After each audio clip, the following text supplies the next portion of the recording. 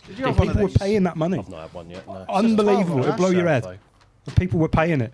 And he's only come back out of retirement because he saw what people were prepared to pay. He's make him again then. Is that crazy? Do you know what? I noticed that there was a bit of a gap. There's no grease mark on the thingy. If you think it's all down been done over, Krispy Kremes, expose them. Fucking game. Yeah. Send a complaint in. Yeah. Take a picture of it now. Send a complaint in. You might get a free try. Kieran, get on it. I got a mate who told me once he caught a carp on a bus ticket. We'll have had it on camera. We'll have a bus reveal. He told me, he said, I'm that good, I've caught a carp on a bus ticket. He said, this is his story. Again, it was one of those moments, he was in the tackle shop, had a few people, I think so, and he's like, I run out of bait or something. He was something, and he went for some floaters in his back pocket, and he reckons he pulled out a bus ticket. So he finagled with it and cut it and mazed it up and then just hooked it on and flicked it out, and the carp took it in them floaters, and he's like, I've caught on a bus ticket. How many years have you been in that shop? 20 years. You must have so many stories. Hundreds. Many good stories. Hundreds. Like the best one I remember, we had a guy come in and he went straight up to the counter and he's like, right guys, I need a whole new luggage set. He goes, I've got a lot of money, and he literally planted 600 quid on the table. He said, I want full luggage. I was like, right, okay. These days. Yeah, I get you 2 bags. Yeah, there's a brew kit bag.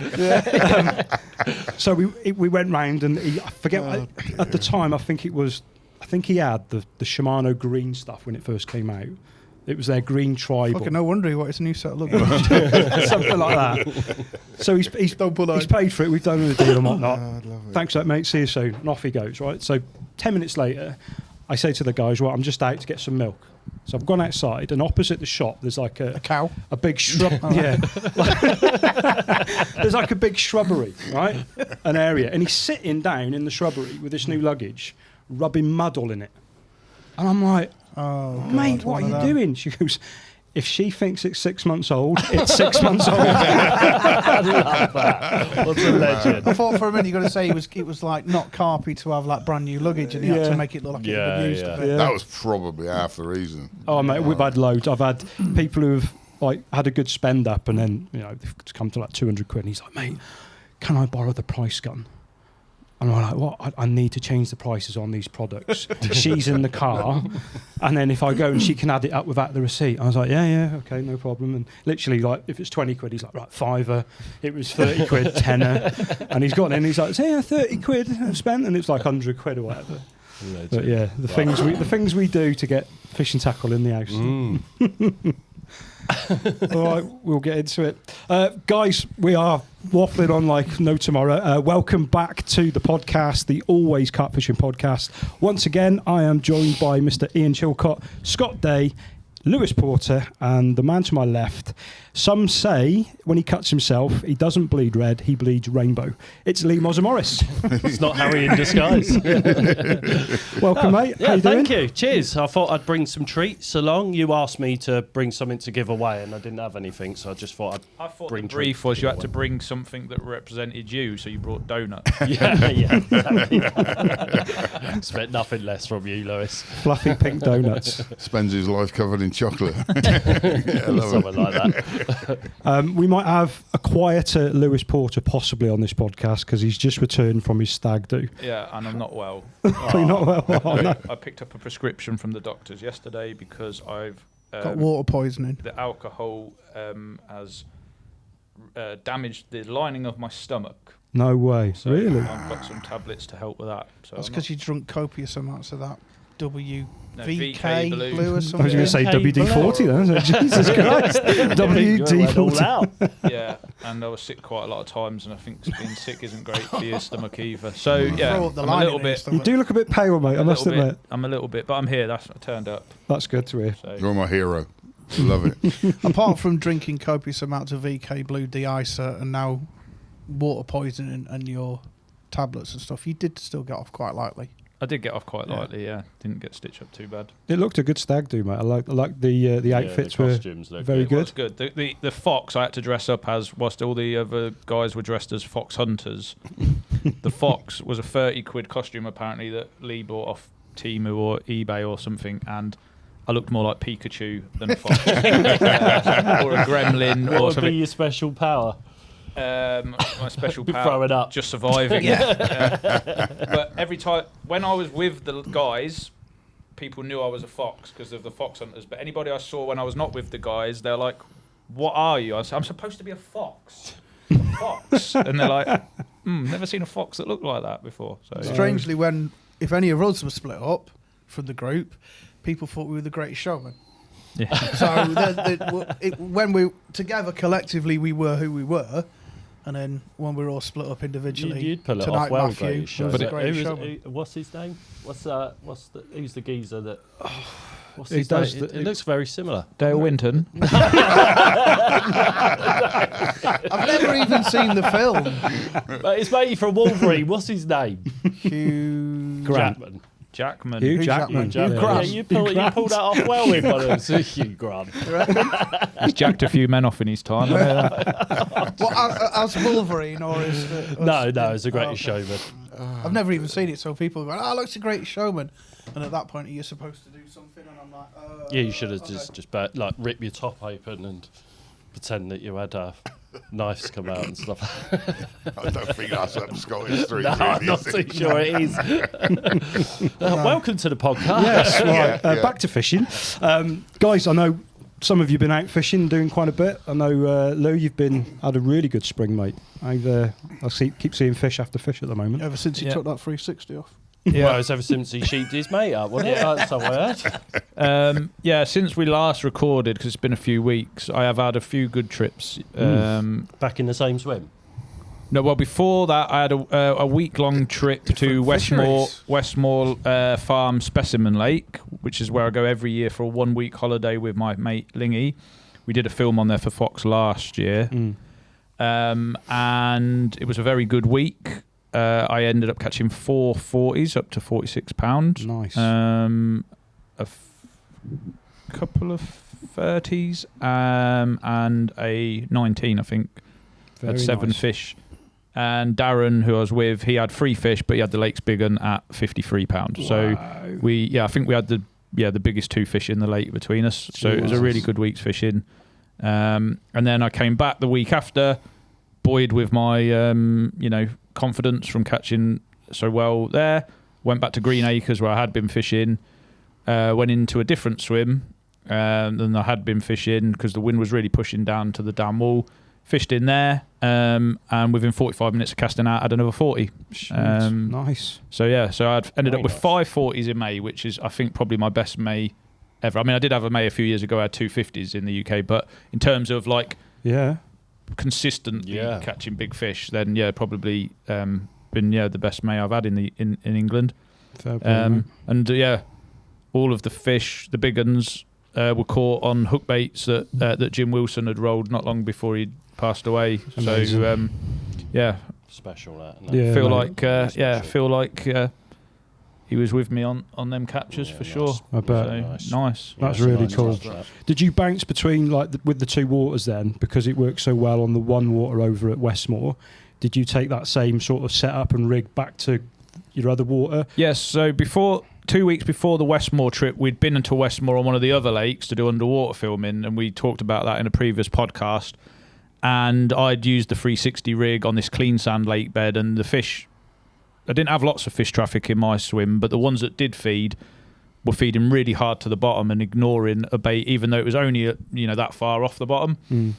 So when I went back for the specimen lake, I knew that because it's the same lake bed, it's the same kind of sand, that I wasn't going to use the 360 rig, and I was going to use a blowback bottom bait rig instead.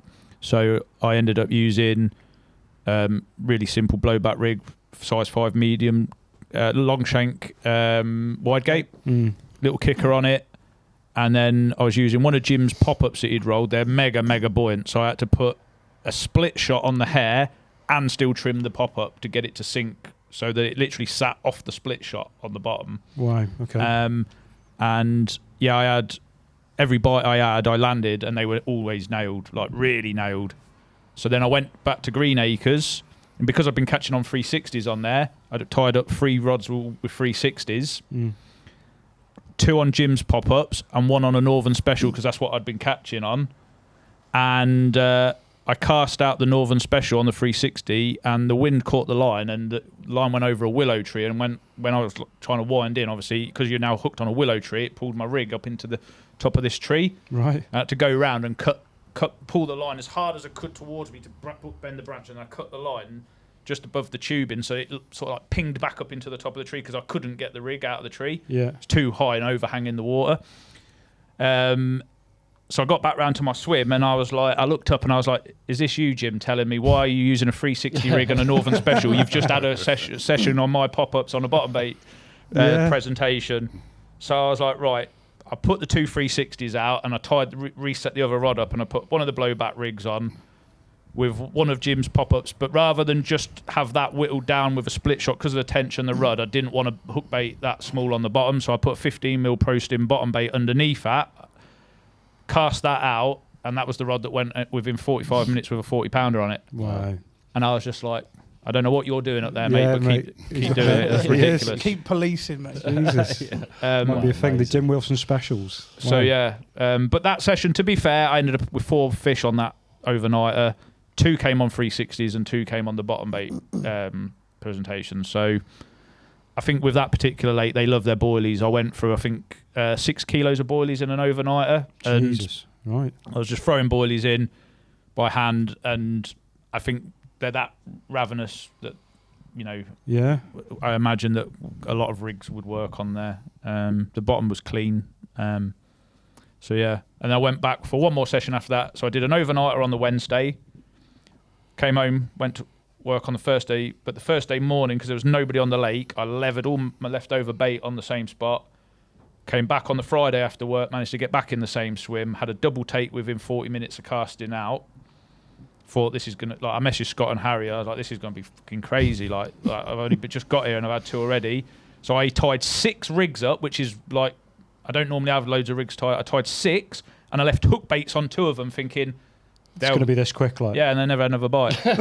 Stayed till 4 o'clock. Stayed till 4 o'clock in the afternoon on the Saturday. Never had another bite.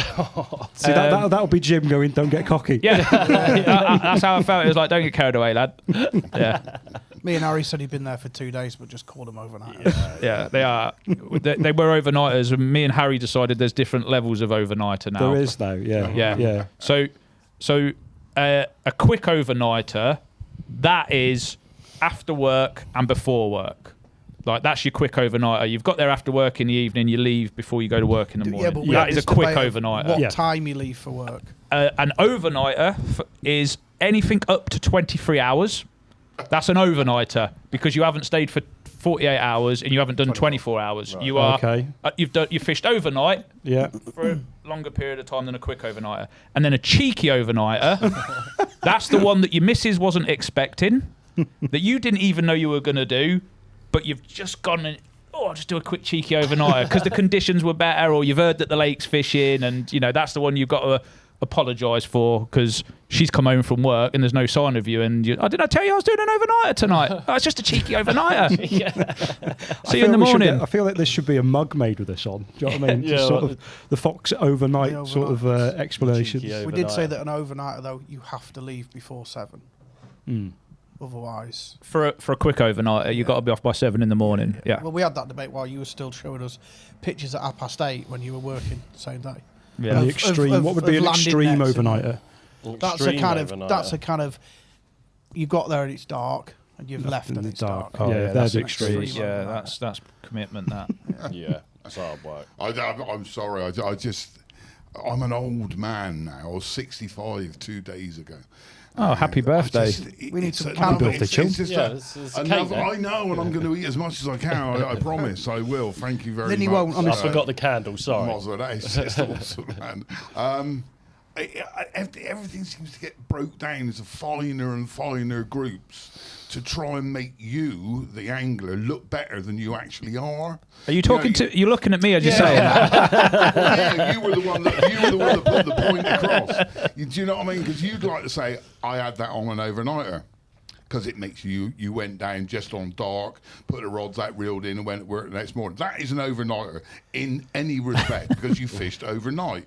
So the overnighter should never get mentioned in any other context, but it does get mentioned because it makes you look better. If you say, oh, it was a quickie overnighter, without explaining your 23-hour and 59-minute rule, then they'll think you're better than you actually are. And I think it's a way of trying to, again, paint a picture that ain't really there. It's just my grisly old impression of it all. I'll just go apologise. fishing. That's it. Yeah. Well, you I've don't. been That's fishing a yeah. Oh, no. Yeah, you don't even do that, do you? Not really. I don't know what I'm talking about anymore, really. Less. How's your fishing been, Chili? You been out It's at all, buddy? non-existent, mate. Non-existent. But I mean, I've got some really good news because I have tried so hard over the last few months to be a really nice guy and get some tickets that I really wanted, and I wanted them for a while. And this evening, I will go up to where I've got to go with my photograph and my money, and buy a ticket for a lake I've been banned for 26 years, I think it is. I got evidently I was banned for life, which I never was, and I caught a 32-pound commodus years ago in the winter, and Kev Green, God rest his soul, asked me for a photograph of it, and Laney had all the photographs on his camera, and I took him down there as a guest, and he sent a 28-pound mirror with it, so the little picture appeared in the Angling Times with Laney up in the top corner with his, and everybody got onto it. I never got banned. I got banned for a month of a close season. That's all I did, and now the club have seen the light and allowed me back in. None of the fish that were there then exist anymore. They're different waters, and for me it's a lot of like where it all began, so I'm really looking forward to that. The other one is a low stocked lake just north of the Colne Valley, and I'm there's not a lot I can say about it, but I know it's somewhere that I can bury myself in it, and there's very few fish in there, and it's the fish fishing that I want to do. All of it is the fishing that I want to do. So that is, I haven't had a lot to look forward to over the past few years, really, and now I have. The excitement's back again. I feel I can feel the flames burning, and I just need to. I didn't want to sort of, both of them start on Sunday. Yeah. There's something. Where do I go? Yeah, you know yeah. what I mean? And Flip next a week's coin going to for be that one. blind or not. Do I go out on my motorbike? I mean, there are other things to consider. But no, it's so exciting, and I'm so looking forward to it as well. And one little thing, there's a couple of lads who live up the road from me, and I won't mention them because it's might drag people's attention to this water, and I'm not supposed to, with this club, I'm not supposed to do that, but he's going to come and pick me up and take me up there, and this is going to be his first ticket. And I've told him, as a young lad, as they were growing up, him and his brother, giving them bits of tackle here, there and everywhere to get them going in carp fishing. He's going to take me up there to redo my ticket after 26 years and get his first ticket on there, and hopefully me and his brother and him will go and do some fishing. I hope the photo you're taking is from 26 years ago.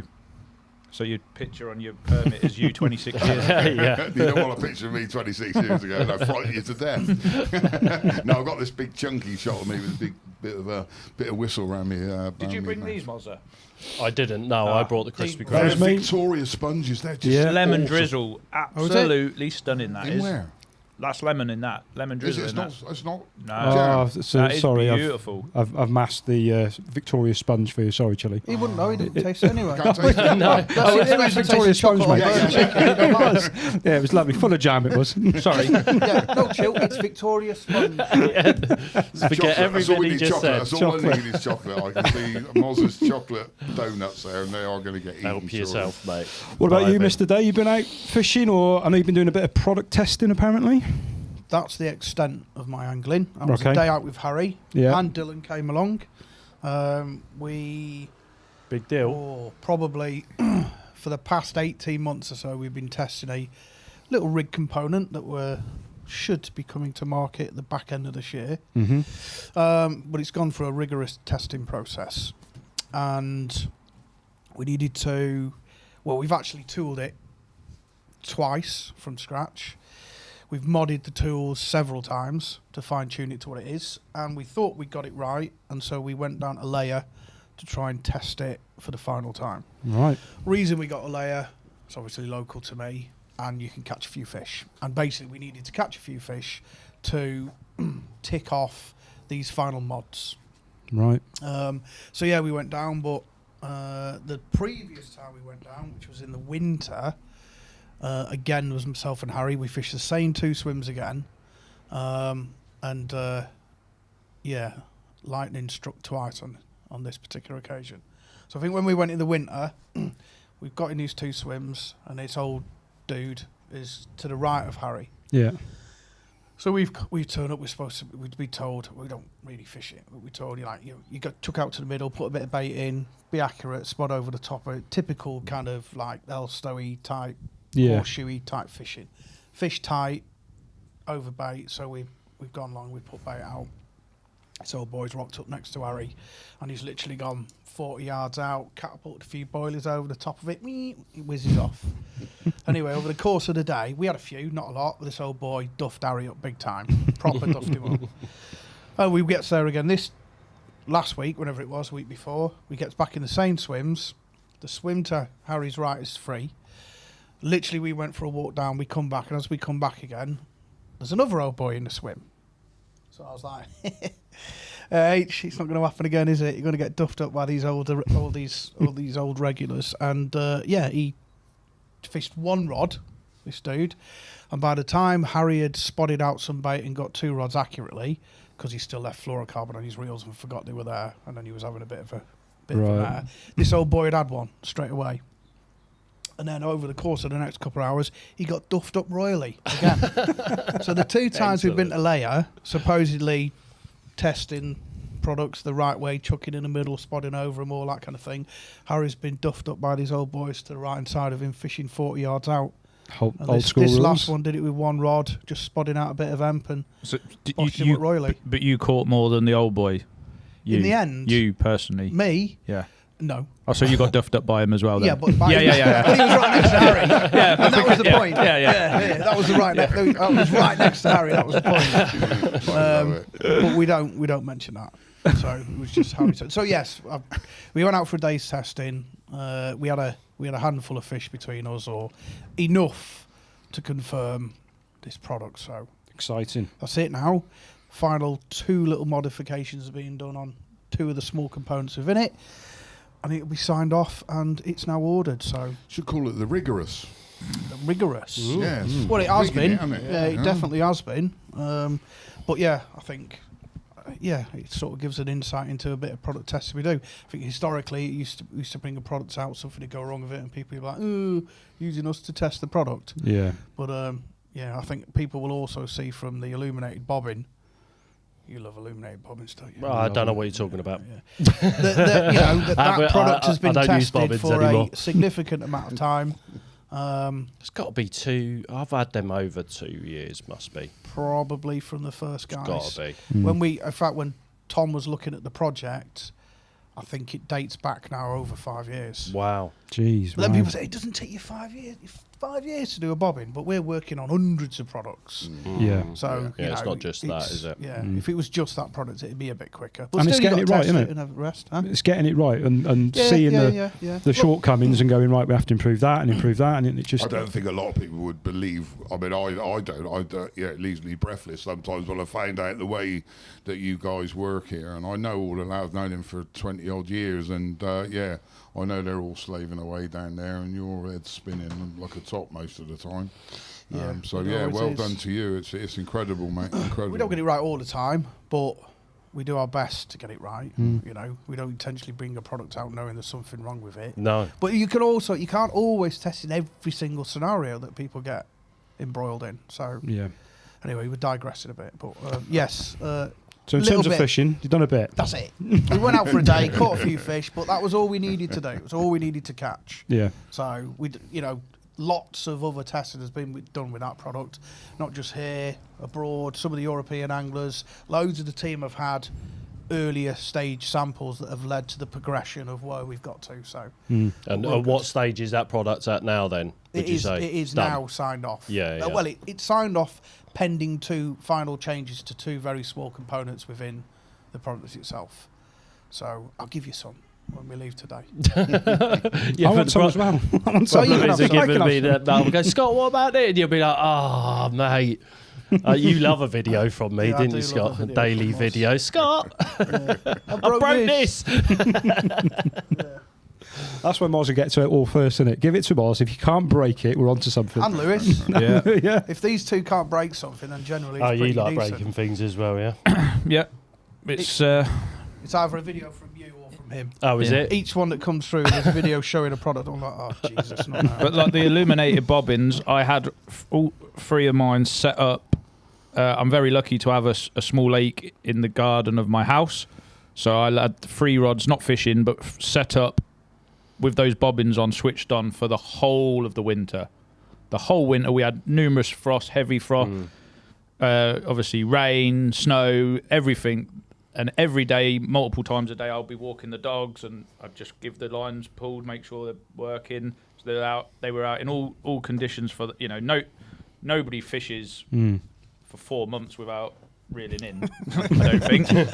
So they had 4 months, and then I started fishing as the spring came back, and noticed some wear and tear on a part of the bobbin, which then was fed back to the product guys, who have now been able to address that issue, change it, and I've now got newer versions that I started fishing with a few weeks ago. And had they just rushed those bobbins a few months before the winter because everybody wanted us to bring them out, then people would have started to experience that problem with the cable that I'd experienced only through leaving them out in all those conditions for so long. So I think rigorous testing is something that people don't think happens, but it certainly does. Yeah. In fairness, they were extreme to the point that they were left. The 99 people out of 100 would never have found that problem. However, you found it whilst we were testing, and therefore we could resolve it. And although it might not have been a problem to most people, eventually at some point it could be. Yeah. So if it could be a problem, I must let's try admit, and do I was a something little about bit it. nervous because I hooked what turned out to be the 46 pounder on my Westmore trip on my little 8-foot Explorer rod, which was one of the rods that I'd left out with the bobbins all winter, on the same line that had been left out all winter. And I saw this fish come up, and and I'm thinking, how long does line last just being left outdoors? But it held firm, thankfully. But yeah, maybe I should That's a respool. good tick in You the should box as well, respool. isn't Yeah, it? Yeah, because yeah. it's sunlight that damages line, UV isn't it? degradation, Yeah, well, the extreme temperatures, you should be changing that. Yeah, which I did think there was a bit of a boo-boo on my part not to have respooled before going away for a week. But I hate respooling. There's nothing better than new line on the reels when you get there, though, is there? I just hate it. Not the taking the line off part, it's the reeling it back on. I get a kid. I get a You sore need arm. children. Just get a kid. All right, there you go, boys. We've got to have some kids. Well, have some kids. So that they well, can we could have foster kids. Yeah. Short-term placement just for the respool period. Twice a year. Done. go to the foster home. Can he just take this rod and this ball of line? Yeah. Just see how quick he Could can do put a it new on this kind of reel. fostering, like holiday fostering. That Yeah, or gives, maybe I'll like, go to people old a break, people's so you only homes get and them for a visit couple old of people, weeks. and give them as an activity, right? Who can fill the reel up the fastest? I've now got this You win a day out. dreaded fear that Lewis is going to turn up on my front door. I'm 65 plus. He's going, can you do me a few reels? Here's your bus pass and 3 empty spools. There you go. Just get the shallow spools. You'll be sweet. Well, I've got to. I'm going to be fishing somewhere soon, which is Braid. So I've actually got some shallow spools this last week and some Braid to spool up. So Scary. yeah, a bit Braid annoying, but I love needs braid must. fishing. I know you do. I love braid fishing. I'm missing it at the minute. I'm not allowed to braid fish where I'm fishing at the moment, which is unfortunate. It has its advantages, but it's I just fish braid all the time, scary. surely. What do you find most the people would. advantages are with It's braid? just any sort of trouble, 9 times out of 10 braid to get you out. You get weeded up and you've got braided line on.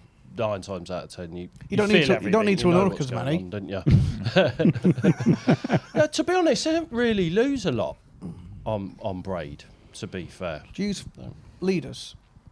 Or braid straight through? Braid straight through. No, I don't actually. That's a lie. When I was fishing the Island Lake, I put the 30-pound Illusion. Oh, even scarier. That we had on. Fluorocarbon leader. Yeah, fluorocarbon leader, 2 turns You just on get the reel. no stretch. It just feels like someone's trying But to when you jerk snag you out of fish, you bed. don't want that much stretch, do you? So, and it was more for the sponginess playing them round by the boat sort of thing. So that's what I liked. And then Obviously, I've used it at Rainbow.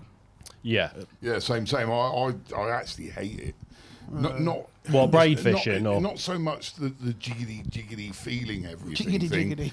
It's Jiggity, I've jiggity. never trusted it. I've been stalking with it and all kinds of stuff, and very often when you're stalking, then there's a little tree you can climb up and have a little look what's going on, and you see this little line of bubbles and little bits of diatrus from the bottom lifting up, and it's Stuck on your all braid. along your braid, and it's gone up in a big loop from your lead like that, and it happens all the time. I'm guessing, I don't know, that a lot of people now fish like bowstring, filleting knife line out into the lake. I don't know why that's become fashionable, but it has. And with braid, that's probably a successful way of using it. I mean, look, first swim I fished on Rainbow, we're going back to 2006 now, was with one of our braids, I forget which one it was, and I was fishing swim 18, probably the most famous swim in the world. I'm there next month. Oh, here we go. Looking forward to Here we go. Keep going, Right. Jim. There's only 4 spots they told me you could fish. But There's I still didn't. only 4 spots I you can fished fish. right on the edge of the drop-off, where it goes from about 13 foot down to like 40 30, foot. yeah, And I yeah. baited all along that, about 10 yards from where the snags were. Nobody thought I'd catch one. The first one was a 27-pounder on braid, and I'd not really used it much before, and I find it because you can land everything from the shore there, Yeah, you know what yeah. I mean, which is brilliant. But I didn't enjoy it. You know what I mean? I don't. It's weird, isn't it? But It is Scary, totally innit? different. I It mean- is scary, but I like that. You know, I like the Yeah, scary you do. bit. The bite is frightening. Everything's frightening about it. But I just you know, put that's a mono leader on. I don't like remember Laney fluorocarbon doing because it. there's no stretch. You know, I fished with Laney for years, and you know, I remember when he changed over to braid, and he absolutely loves it. Yeah. Even the stuff he was getting originally, I remember looking at his reels, and it was like white cotton on there. All the colour has gone out of it, and he's got this. I mean, Laney wasn't an ultra tight line fisherman. He'd slack it off a little bit, open that last little bit in the baited areas, sort of down on the bottom. But it looked like you could see it in the dark. It was just unreal. The first thing he did when he walked to his swim with no lights on, with these big white spools and that, I thought, you know, Carp must. If we think Carp are so damn intelligent, they must be able to see that. This beam into their swim. I don't know. That's my thought on braid. Sorry, I gob off a lot, don't I? Got his advantages, but I just prefer not to. But Yeah. Well, I would use it if I can. Yeah, same. Same. I'm exactly Never the same used as it. Never used it. Oh, you're missing out. It's You're a because braid of that. virgin. Yeah, because the same what you just said. I'm scared of it. I'm like, I don't like the intenseness no. of it. I'm Yeah, like, that's give me amazing. that bungee every day of the week. Nah. You just plop around in front, nice and easy. Nah. Yeah? More frightening, the better. It's got to be, though, isn't it? It's better buzz. Oh, yeah. I'll Oh, wait for the fair buzz. buzz. I'll wait for the Definitely. buzz, mate. Moving on to your fishing.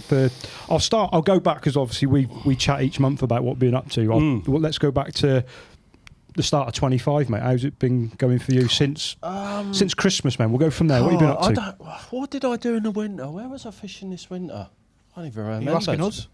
Pardon? Are you asking us? I can't even remember where. To be honest, it's all been a bit of a blur. To be fair, fishing's been good. I know that, hence why it's been a bit of a blur. To be honest, I can't actually remember what I did this winter. I literally cannot remember. I've had a good spring. I know that I started a new club ticket at Reading, which from the get go, sort of on about. That was when obviously we found out about Jim. My first session was actually going to be on that Monday, and I couldn't bring myself to go in the end.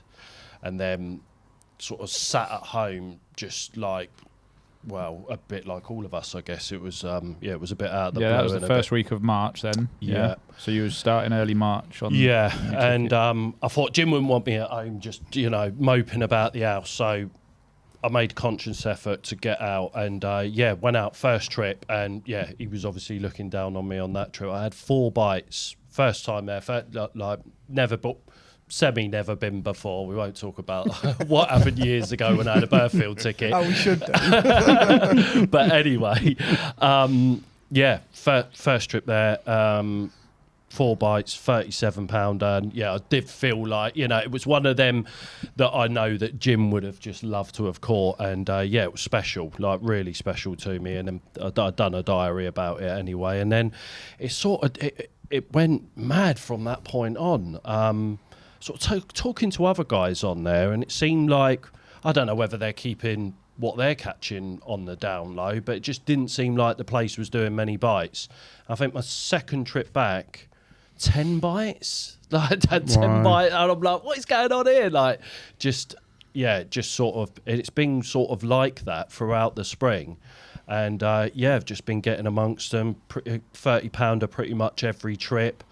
And it's been phenomenal. Like, my trip last week, I had 4 again, and had this absolute worldie common. And what's great about Flint is that all of the 30s that I'm getting, they're all like totally different strains from another. They're completely different fit.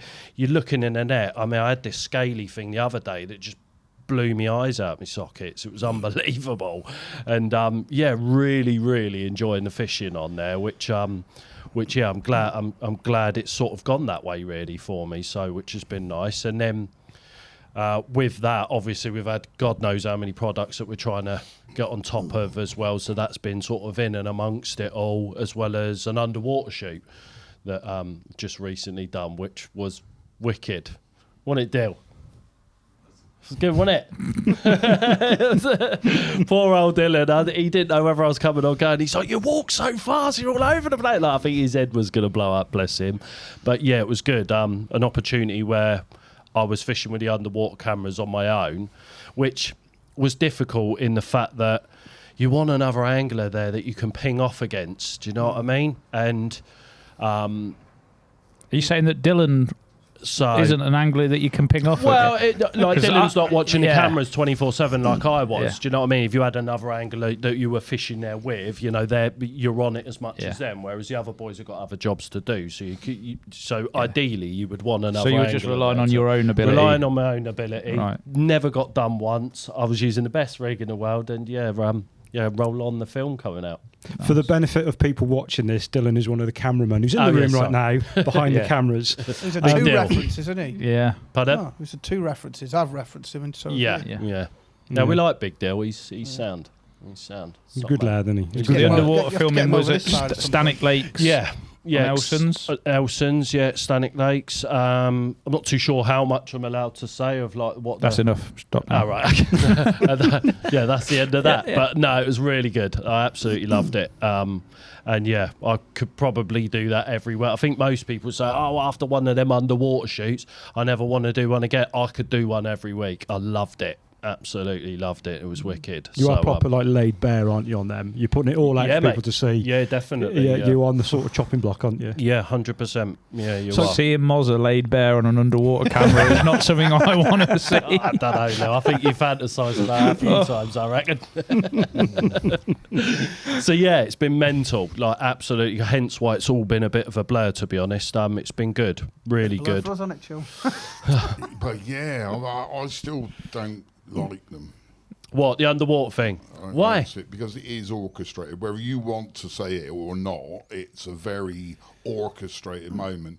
If you had the ability to, we'll say we're somewhere, we're spotting at 120 yards, put whatever bait you want out, and then you cast the hook bait out, and you can get a camera next to that, and then tell me what's happening, then that's the real world for me. And I think I'm not doubting it. Yeah. There's only so much you can do to prove a point.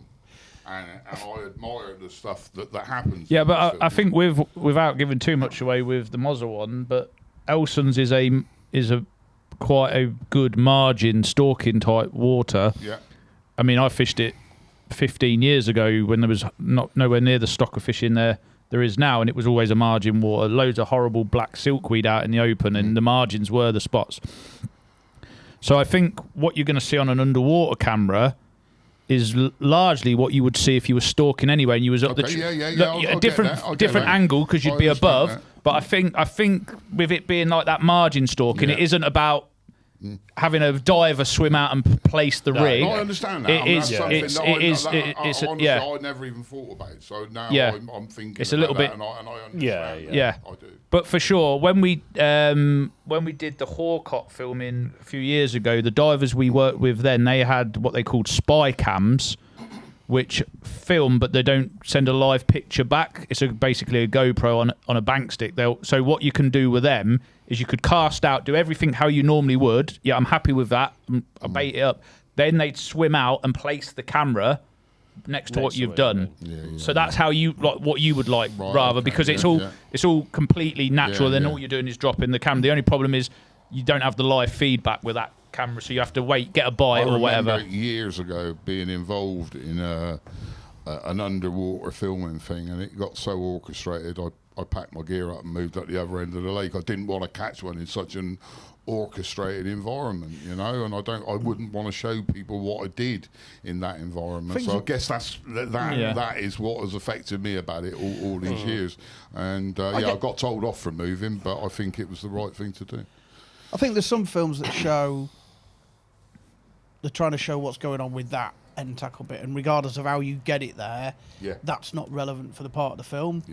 It's all about trying to show what's going on in that situation. But I think most of what we've done, we've never really put a camera in, baited it for days and days and weeks, have we? We've literally rocked we haven't been able to. We haven't been able to. That has happened in our industry, whether we want to admit it or not. Not by us, and I know that, but it has happened. But I understand that's where my bad I taste understand for it that at the came from. same aspect that you're trying to put everything in your favour because people. Yeah, because it's a massive expense to either the company or the person that's doing it, and I get it. I get people wanting to bait an area and to make it the best they can so they can make the best film out of it. I totally get that, and I get the way that we don't have the budget to dedicate to underwater films to do it that way. The longest that we've ever done, like a pre-bait in front of a camera, would be 2 days. And that would have been the sandpit one we've done recently. We got 2 cameras in. We paid and booked the swim for the weekend before we started filming on the Monday. So the guys were able to get the cameras in on the Saturday and have Saturday and Sunday where the fish could get used to them before we started filming on the Monday. But the camera that I fished in front of only went in the morning that I started filming. We couldn't get them all in because we didn't have the swims. A lot of what I say about all these things, I mean, people think Harry's camera on that one, we moved. Yeah, we moved it literally the day we started filming, and he caught one within an hour. Vast majority of all of our other underwater filming is we turn up, we put the camera, and we start fishing. Because we don't have the luxury. It's in real time, isn't it? Well, I say straight away. It was that day we put the cameras in. We had a bite, didn't we? Fish normally in front of the cameras within minutes. Yeah. I think people find it interesting. That's the thing. It captivates the angler's mind of what's going on. I remember and it's the information that people get from it.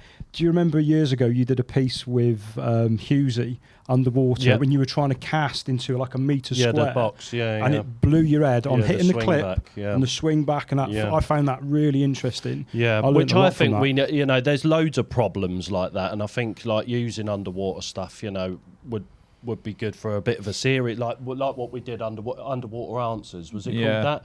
And then obviously that swing back thing after sort of 12 foot, that's when you sort of had to start taking things off from your spawn. Interesting point. This is years ago. I'm talking about 1997 now on Raysbury.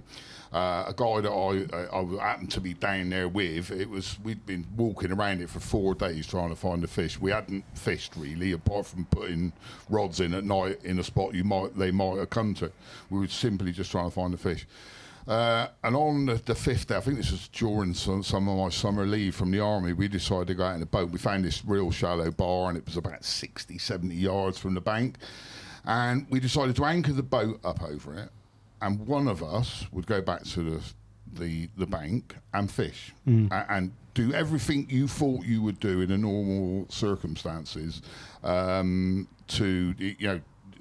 get your upbait in the right place, on the feature, whatever. All casting from the bank. Casting from the bank. I was the first one to do it with a marker float. It took me about 60 casts to get the marker up where I thought it was in relation to the bar he was anchored up over. Right, that was the first thing. Then he went and had a go, about the same, roughly the same. Trying to get a hook bait directly where I tried to get them. I remember I did it at Bundy's, that blooming great big deep pace. God knows where my hook baits ended up there. I wanted it sort of a metre past the marker float and a metre to the left. Took 70 casts to get it anywhere near, or when he could actually see the hook bait in reference to the marker float. And then you get the baiting up in 12 foot of water. Oh my God. Yeah. The bait was just ridiculous. He was using like a hempy mix, some chopped boilies, whole boilies and some tiger nuts. And everything, even in 12 foot of water, sank at a different rate. So, first of all, his boilies went straight out of the not quickly, but they went down to the bottom, slightly away from where the marker float was, and the tiger nuts went a little bit further, and the chopped boilies went a little bit further, and all the other stuff went down the side of the bar, and you could never, you didn't even know where it landed. It had moved so much. That's just 12 foot of water, and that's what's happened to a spot. So I think, it's. There's lots of things. All I'm trying to say is, I don't know. I'm trying to say sorry, really, because I wasn't trying to make it out like you're horrible people. It's just what I've learned in the past, how underwater things were done for years, and I witnessed them doing it. It doesn't represent anything that a carp angler is going to come across, and you're trying to tell him that's the thing to do. That's why I've always not liked it. And you said about people saying, making the film good and catching a few. Nah. The priority is the individual catching some fish so he doesn't look bad first and foremost. And that's how it used to be. And I think that's what annoyed me so much about the commercial side of carp angling. So, if I've gobbed off, you've got to tell me. Okay, just tell me to shut up. Oh, no, this is good, mate. This is all good. So what going back to the Hughesy metre square, what did you take from that in terms of knowing when to hit the clip and swing back? It was anything after 12 foot. That's when you started to have to take line off of your spom to allow for the swing back of what you had found on the bottom, sort of thing. So, but in terms of your hook bait, though, mate. So if you're wrapping up with your mark and you've got 25 wraps, and you're putting 25 wraps on your rod to put where the marker is. Have you got to then hit the clip at a certain height above the water? That doesn't change, because that's where when you're finding your spot, obviously, with your lead, so you'd use a marker rod, that doesn't change. Where you put your rig is exactly where you found your spot. But were you finding where you're hitting the clip? Pardon? You know where you're hitting the clip, and you're hitting it. You get some people who hit the clip a metre above the water. Well, that can make a again, it's from the depth and the spring back that you're getting. If you're over hitting the clip, obviously you get too much spring back and you're miles away. You think, you get there when it goes out and it goes dink and it's down. You think, that's probably sorted itself out on the way. No, it hasn't. No. You literally, it has to be almost the perfect cast to have got it in that box. Yeah. And the thing is, when you're looking from an underwater perspective, even when the rig is at one end of this table and your bait's there, it looks like it's a million miles away. Yeah, but in a real fishing situation, it's fine. You wouldn't know you'd catch fish. You'd be happy. That's about where I want it. You know what I mean? Well, certainly one of the hook baits on a baited area. Because that's some people say, I don't bother taking off because I don't want all my bait over the top of the rig there. I want my rig at the front of the vet, which you do. You said something interesting there about, I see so many people trying to get their hook bait, the lead that they're fishing with, next to the float. The lead that's anchoring the float. Not the float. I mean, like once you found your spot. That. You want to go into the water that your lead has talked to you about. Yeah, that's what I mean. So you don't change that at all. Yeah, you want to clip up to what you found with your marker rod sort of thing. So and then if you want your bait over the top of your rig, that's when you have to start taking off, etc. But again, that's from 12. The minute you start, I fished that Bear Lake in Slovenia, which was 46 foot deep in the margins. Mate, it ruined me. Honestly, you can't work out that swing back or anything. And the guys that were fishing there, they're like, the best thing to do is whack out to your clip and open the bail arm. And I'm like, I'm not doing that. I can't do that. And they're like, I'm telling you, that's the best way to do it. And it just blew me I head. do loads of daft things. I put it in the clip and I measure it up from behind my bivvy or something if it's really, really deep. And then I walk forward. Yeah. And dunk, and it donks down. I think that's absolutely perfect. But I know it's not. You'd be walking into the lake at 46 foot. You just keep going. You lower the rod and try it's just desperately to go down absolute straight. madness. Yeah, but that sort of did me in a That's little bit. a difficult thing to do, I think. Yeah, but I It think, is. like, again, like with this underwater thing, like seeing problems that you wouldn't normally know, like the coots on this, I was always under the impression that a coot dives down, picks one bait up, comes up with it in his mouth, and normally scurries off and eats out. Well, it was 11 items, wasn't it? They were diving down and eating 11 items before they were coming up. Yeah. So Really? that... They've learned I've about seagulls like we have. Yeah. Bait up with a spod. So and the that's seagulls things I can't get like any of it. seeing The on fact if they come underwater up with a stuff boilie is in their things mouth, like the old that. Seagulls bash the back of their heads in and steal the boilie, don't they? But Wow. I don't think that Isn't that interesting? rig and bait placement and everything in the deep waters that hard to do. Like I fished at Bundy's for many years. In average depth I would be fishing would be 36 to 47 feet. Amazing. And if your marker rod is clipped up so there's a swim that I used to fish, and the spot that we used to fish was 13 wraps, 36 foot. Mm-hmm. You mark a rod, you clip it up to 13 wraps, you cast it out. I'd always hit the clip with the rod tip just touching the surface of the lake, not up here, because then you're adding nearly 6 foot of me and then another 12 foot of rod, so it's making it even. Rod tip hits the surface, you feel it down, just keep the rod in the same place, it's falling through the water, bump. You then let your float up to the surface on a tight line, so it's now anchored from your lead. If I wrap my fishing rod up to 12 wraps and cast it and hit the clip and do exactly the same thing, it's going to land where that marker float is.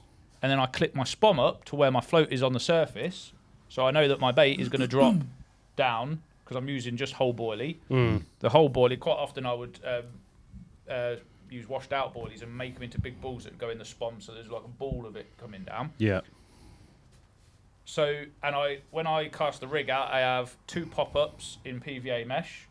So again, the lead hits the bottom, the pop-up, the mesh eventually melts because it's the slow sinking stuff, and my 2 pop-ups were hitting the surface right next to my marker float. I know my rig is next to my marker float, and then once the rods are out and it's all baited, the tufties come along, because the tufties will dive like 60 foot's nothing for a tufty, even in the dark. How they pick your rigs up, I don't know, but they do. The tufties would come along and they would dive where your float was, because they'd seen where your spawn was landing. They're pretty clever animals, like they know where it was landing, and they'd disappear, and it takes them a bit of time. If they pop back up where your baited area is, you know that they've been chewing on your bait on your spot. Found it, yeah. If they pop up away, like this way or closer to you, as they pop up, you could then start to assume that what they do is they go along, because they drop down where they saw the bait going in, but then as they've got down, there isn't any bait there. They've had to go and find it. They've got some, and now they've come back up. Again, that helped me massively understand where the flat marginal shelves, the shelves were in there, because a lot of the lake bed on there is really, really steep. So you could pop your marker float up, your rig could stay in position, but all your boilies would roll another 20 foot down. So again, if the birds would come and they would dive where they saw your boilies landing with the catapult, if they pop back up 20 foot behind where you were baiting up, you know that all your freebies have rolled down the shelf and you haven't found one of the flat ledges. What So we were doing that with the pop-ups and on that Bear Lake, and they were ending up miles away, and I'm like, I can't get my head around why they're not. And we worked out in the end, it was the roach that were pushing. They were pushing. yeah. So it was blowing me head up. I'm like, why are they so far away? And then we ended up like 2 or 3 days later, I'd actually gone out there in the boat and watched them come up. I got Vinny to cast, watch them come up, and I could see the pop-ups being pinged away by small fish. I'm like, It's interesting what you're saying about we did a thing on Bundy's, didn't we, years ago? And I remember us doing it, and I'd got my marker float to come up next to the other one. We've done 2 of them, and we did loads of experiments, and it was really, really interesting. And that was when I learned how to spot, It just takes a bit of time. So, like, people will go, oh, yeah, but hang on, you're casting a marker rod on braid, but you're casting a fishing rod on mono. So all you do is part of your learning process is you attach a marker float to your mono rod, to your fishing rod with the test curve, everything. You do the wraps as what you do your marker float. You cast it out and you pop the marker float up. If the marker float comes up bang on to the side of your braided one, you take the marker float off and put a rig on it. It's landing where it needs to land. If you've got, if thing is a real good call. If you've got a drift on the let's say, because most lakes have, would you not say that marker is being drifted like whatever way the wind's blowing? So you reckon there's a bow in that? 47 foot, your marker's not doing that. Yeah, no, it's not right upright, is it? I wonder like how far that is actually. You're only leaning. fishing 30, 40 yards, and you're not fishing at really long range on there. It's quite a sheltered lake, so it's never got a massive big gale winds going across it, but braid is sensitive. Like, you tweak it the tiniest amount, your float is responsive. But do you think it's that bolt upright though? I think be like that, the key I always found, if you just opened your bail arm and just let it sail up, it's going to go off course. Whereas if you let it off a foot at a time on a tight line, I don't think there's much deviation at all. Probably not. When you were chucking your marker, you were hitting the clip. Yeah. Then were you taking it out of the clip? Yeah, to let it up, you have to, because you haven't got 36 foot of slack. Exactly. But again, this is another thing. I don't want this to become a deviation of a deep water podcast, but you'd often see people cast out the marker rod and feel it down, feel the lead dunk, and they'd straight away pull back and go, "Oh, that feels smooth," or they'd start going 1, 2, 3. In 30 or 40 foot of water, your lead and your float separate. They don't go through and stay together, right? So you can, if I cast out in 40 foot at 30 odd 40 yards, I can then wind about 5 or 6 feet of line back onto my reel before the float has hit the lead, and then I'd start paying it off. So you get people cast out, feel it down, and go, "Oh yeah, that feels clean." Just bringing the float. You think all you've done is pulled your float Yeah. towards your lead. Well, they never let the float up, put it back down, and then did it. No, so they'd cast out, feel it down, pull it back. Oh yeah. And then they'd start to let it up, and all they had done was let it up on the spot. It just landed. The lead's not moved, and it just. I never even thought that would. I'd always put the marker float out, let it rise, then drag then it bring back it back down. until you feel it hit, and then start Yeah. counting. Yeah. I don't And if you understand why really want to be anybody would ever do particular, that. you can literally, what I normally do if I'm really sort of particular about it is, instead of winding it down with the reel, because sometimes you can lose the feel in the just handle. pull it back You like literally, if you slowly. literally hold Yeah. the braid in your fingers, and you can feel it hit. Yeah. I've got Or just use the rod It's tip there, and see yeah. it. I should add in as well. I'm fishing with 6-ounce leads on this particular, because of the depth. It takes so long for stuff to fall through the water, and that everything is over. Again, you're only casting so short range. You can cast a 6-ounce lead, no problem. So you're using a 6-ounce lead for your feature finding. You're using 6-ounce leads on your rigs to fish with. Yeah. So again, when you're trying to, because if you use too light a lead, as you're trying to pull your float down from 40 foot back down, you just drag your lead. It's the same with the zig floats. Like the newer zig floats that we made with Fox that allowed you to eject the lead on the bite were a massive game changer on there, because if you want to put 5 or 6 ounce lead on so that you can work the float up and down all day without dragging the lead, but you don't want to be playing a fish with a 6 ounce lead on a zig float with a 3 foot hook link and all that. So massive game changer being able to drop the lead on them. But yeah, like I say, I fished it for a long time. I did very well on there. As did a few of my friends, and every year there's winter tickets on there, and new members would come on, and everybody's head would get mashed the first time they cast out, and it mashes your head, mashes my head. But when you explain to them that the lake bed is still the lake bed, forget the amount of water it is, and actually 36 foot is 3 rod lengths. If you look at 3 12-foot rods, it doesn't ever feel anywhere near as bad. No, yeah. And then you go just fish how you would normally fish. It isn't any different. They've only got. People think depth goes against them, and I'm convinced of that over the years that I've been doing it. I mean, I'll go back to that thing where I wouldn't fish in front of the camera. That spot did 1 bite over 4 days when we were supposed to be filming, and the reason I moved was the diver had gone down and he was looking around the spot and looking at things, feel where the camera was going to go and all that. And just decided to go for a little free swim, and he went down into 37 foot of water. And at the bottom of that bar, there were about 40 carp tearing the bottom up from all the little bits and pieces that had fallen off the top of the bar where you wanted to film. And that's why in the swim I went to, I found the bar, recast again. So I went over the back of it into about 30 foot of water. And that's where I tried, hopefully, to bait. Well, I had 17 bites off of it and they had 1 bite off the camera spot. I hope I haven't said that to make me look good. But I said it because it just proves a point. We talk about deep water and people don't want to fish it. They don't, for a lot of reasons, it becomes a difficult task. I'll just add one last thing and then I'll stop about that. So on that 13 wrap spot, so it's 13 wraps and you're in 36 foot of water, the spawn was 12 wraps. Right. So you were 1 rod length, so 12 foot less to hit the float. So and they always said allow 1 foot for every 3 foot, and in that particular swim. But obviously it'll vary because if you was at 150 yards, it would be different because it's physics and angles and all that kind of stuff that is way over my head. But in like I said, on that particular lake, you were never fishing that far out, and once you forgot about how much water was above the lake bed and just treated the lake bed like any other lake bed, and bait is your feature because down there isn't much natural food living or anything like that. So they're not down there for any other reason really than to eat. Yeah. When they're down there, so you would lever a lot of bait in for them. So you were never too bothered about. You weren't fishing on like a bin lid spot anyway. You're a good spread. Yeah, you're a good spread, and I think there's it's a good ground. It's a good ground. It was a great place to go and learn because now if you went anywhere like when people are it's deep, it's 20 foot. You're like, oh, shallow. Thing is, how many people do you see marker floating these days?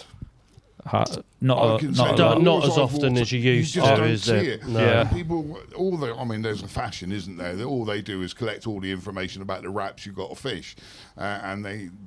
I can't fish without one. I have to have one. Yeah, I use one. You always use one. Always, yeah. The conversation I have with the lead is the greatest conversation I'll ever have when I'm fishing. But it seems to be a thing of the past. Some personality, that lad. Some personality, that lad. But it's right though. I think that it gives you so much. I can't go into a swim if I've not been in there. I have to cast out a bare lead first, just to get a feel of what's going on. Then I want to know the depth. I put the marker on, and I always think when I went back to that where you're instead of reeling it with the actual reel and using your hands.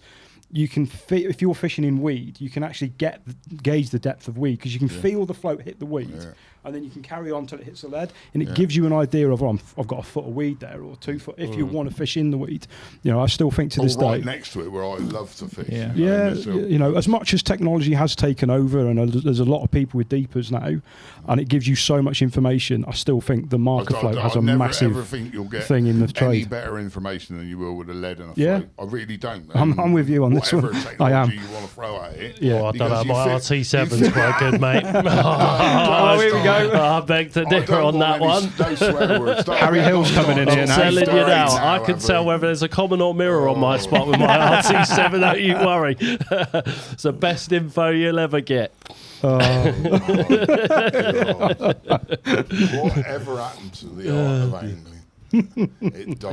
It's all about that nowadays, Jill. The old remote control, whether it's up there in the sky or down there on the pond. I'd rather use my brain than my thumbs. We're on this debate before. It still exists. Just do your own angling. Yes, whatever you enjoy. I do try, but it just wow. Let's not go back to we've had too many of these debates already. But the podcast's only 5 episodes in. We've literally debated every running out of time on this one.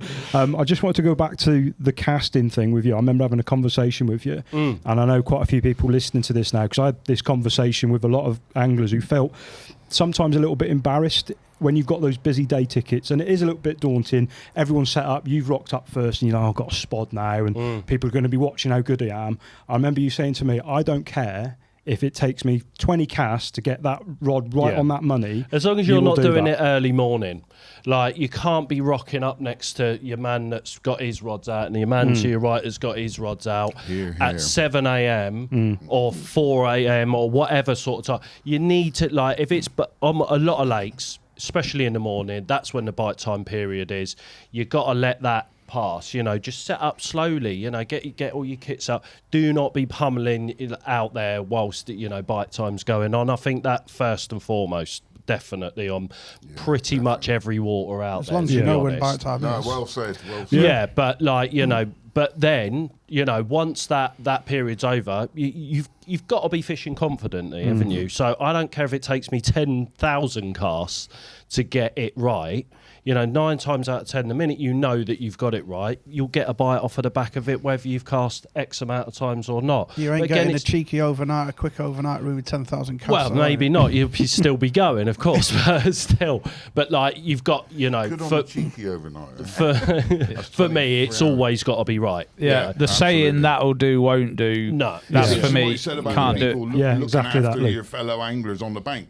You'll be learning things about the lake from them while Yeah. you're walking around looking and about the lake. Yeah. And you'll be learning it at bite time. So, you know, you will gain a lot of information, which people they want to plot up in the nearest available swim, put a bivvy up, sort everything out before they even think about their rods. And Yeah. Yeah, I agree with you. Concentrate on your own fishing.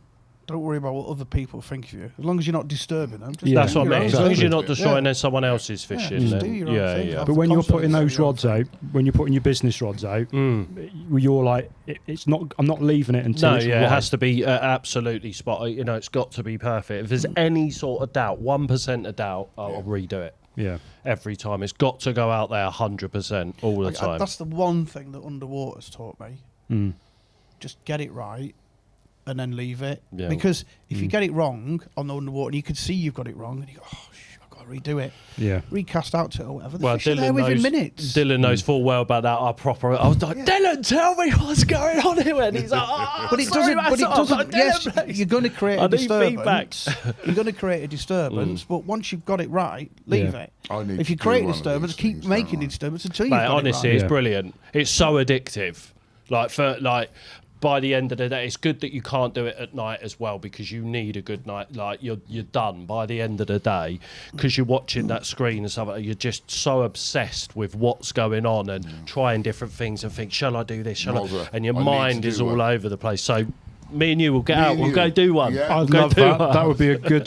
They are Lou. There's the next underwater. Chile and Mozza do There you underwater. go. That'd be pretty cool. Caveman and the And the lunatic. yeah. Yeah, that's got a good description. Oh, guys, we are unfortunately running out of time once again. I know we could chat forever on these casts. So first up, I want to say, Moz, thank you ever so thanks for much for having me. joining us. Thank you, everyone. Did we here. explain at the start why Harry isn't here? H is on holiday, isn't Yeah. he? He's gone. Just Yeah, just in he's- case anybody H- is wondering, Yeah. Harry's on holiday in Fuerteventura, I think. He's loving So life we've called in the sun. Mozza in to be his less abled replacement. Cheers, mate. I'd expect nothing less from you, mate. I think he was like 8th on the list, wasn't he? I think, Yeah. or something like that. Yeah. But Moz, it's been great having you, No, mate. cheers. It's been good.